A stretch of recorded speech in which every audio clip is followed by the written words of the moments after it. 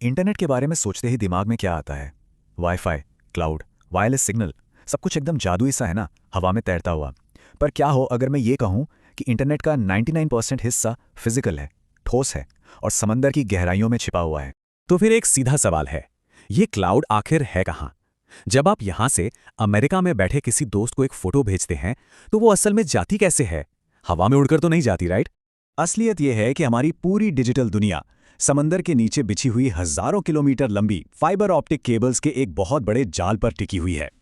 यही केबल्स हैं जो महाद्वीपों को जोड़ती हैं और हमारे डेटा को एक जगह से दूसरी जगह ले जाती हैं। अच्छा, तो अब जरा इसकी टेक्नोलॉजी को समझते हैं। देखिए, ये सिर्फ एक केबल नहीं है, ये इंजीनियरिंग का एक जीता जागता चमत्कार है। तो ये काम कैसे करता है? ये सब कुछ लाइट के एक बहुत ही सिंपल लेकिन बेहद पावरफुल प्रिंसिपल पर काम करता है। देखिए, वाईफाई या ब्लूटूथ जैसे वायरलेस सिग्नल छोटी दूरी के लिए तो एकदम परफेक्ट हैं, लेकिन जब आपको अटलांटिक या प्रशांत महासागर के पार डेटा भेजना हो तो वायरलेस सिग्नल वहां काम नहीं करते। बस यहीं पर हमें इन फिजिकल तारों की जरूरत पड़ती है। सारा का सारा जादू एक चीज पर टिका है जिसे कहते हैं टोटल इंटरनल रिफ्लेक्शन। अब जरा सोचिए, आपके पास शीशे की एक बहुत ही पतली, बाल जितनी पतली एक नली है। जब आप उसके एक सिरे से लाइट डालते हैं तो वो लाइट बाहर नहीं निकलती, बल्कि वो नली की अंदरूनी दीवारों से टकराती हुई, जिगजैग डरती हुई हजारों किलोमीटर का सफर तय कर लेती है। मतलब लाइट पूरी तरह से उस शीशे के तार के अंदर कैद हो जाती है। यही वो कमाल का सिद्धांत है जो हमारे डेटा को समंदर पार कराता है। तो प्रोसेस बहुत सीधा सा है। एक लेजर आपके डेटा को लाइट की पल्स यानी रोशनी के झपकों में बदल देता है। ये लाइट उस पतले से ग्लास फाइबर में घुसती है और फाइबर के अंदर से टकराती हुई लगभग लाइट की स्पीड से ट्रैवल करती है।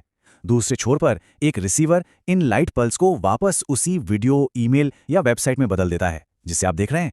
सिंपल। तो साइंस तो समझ आ गया, पर इंजीनियरिंग का क्या? जरा सोचिए, इंसान के बाल से भी पतले कांच के धागे को आप गहरे समुद्र के भयानक दबाव, खारे पानी और समुद्री जीवों से कैसे बचाते हैं? जवाब है ढेर सारी परतों से। तो ये सिर्फ तार नहीं है, ये डेटा के लिए बनाए गए बख्तरबंद किले हैं। देखिए, सबसे अंदर वो नाजुक ऑप्टिकल फाइबर्स, फिर उनको पानी से बचाने के लिए पेट्रोलियम जेली, समंदर का जबरदस्त दबाव झेलने के लिए स्टील के तार, और फिर बाहरी हमलों से बचाने के लिए पॉलीएथिलीन की मोटी मोटी परतें। ये एक मल्टी लेयर सिक्योरिटी सिस्टम है जो ये पक्का करता है कि हमारा डेटा हर हाल में सेफ रहे। और ये सब सिर्फ सोशल मीडिया स्क्रॉल करने के लिए नहीं है। इन केबलों के जरिए खरबों डॉलर का व्यापार होता है, शेयर बाजार चलते हैं और पूरा ग्लोबल फाइनेंशियल सिस्टम काम करता है। ये हमारी मॉडर्न इकोनॉमी की, आप कह सकते हैं, जीवन धमनियां हैं। जरा अंदाजा लगाइए, पूरी दुनिया में 13 लाख किलोमीटर से भी ज्यादा लंबी केबलें बिछी हुई हैं।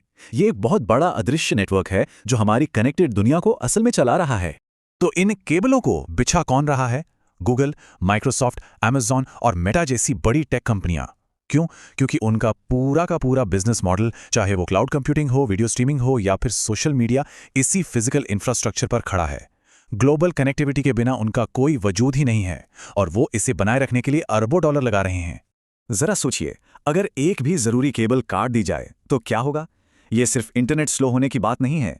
जब कोई बड़ी केबल बंद होती है तो शेयर बाजार धड़ाम से गिर सकते हैं, इंटरनेशनल बैंकिंग रुक सकती है और ग्लोबल ट्रेड ठप पड़ सकता है। दांव पर बहुत कुछ लगा है। और यहीं से मामला थोड़ा और कॉम्प्लिकेटेड हो जाता है। ये सिस्टम जितना जरूरी है उतना ही हैरान करने वाला नाजुक भी है, खास तौर पर जब बात जियोपॉलिटिक्स की आती है। कुछ जगहों को चौक पॉइंट्स कहा जाता है। ये वो जगह हैं जहां बहुत सारी केबलें एक तंग समुद्री रास्ते से होकर गुजरती हैं। आप कह सकते हैं कि ये इंटरनेट की सबसे कमजोर नसें हैं। इन जगहों पर एक छोटी सी भी घटना के बहुत भयानक नतीजे हो सकते हैं। ये चोक पॉइंट्स दुनिया की सबसे संवेदनशील जगहें हैं। जैसे लाल सागर को ही ले लीजिए, जहां हाल ही में एक रुकावट ने दुनिया के 17% इंटरनेट ट्रैफिक पर असर डाला था। या फिर हॉर्मूज की खाड़ी, जहां 20 से ज्यादा केबलें सिर्फ 200 फीट गहरे पानी से गुजरती हैं, जो उन्हें जानबूझकर किए गए हमलों का आसान निशाना बनाती हैं। और ताइवान जलडमरू मध्य भी उतना ही वल्नरेबल है। ये कोई मनगढ़ंत खतरे नहीं है, ये हमारी ग्लोबल कनेक्टिविटी के लिए एकदम असली और एक्टिव खतरे हैं। एक बात है जो इस पूरे मुद्दे का सार बता देती है। हमारी सबसे बड़ी डिजिटल कमजोरी शायद साइबर स्पेस में नहीं बल्कि समंदर की तलहटी में है।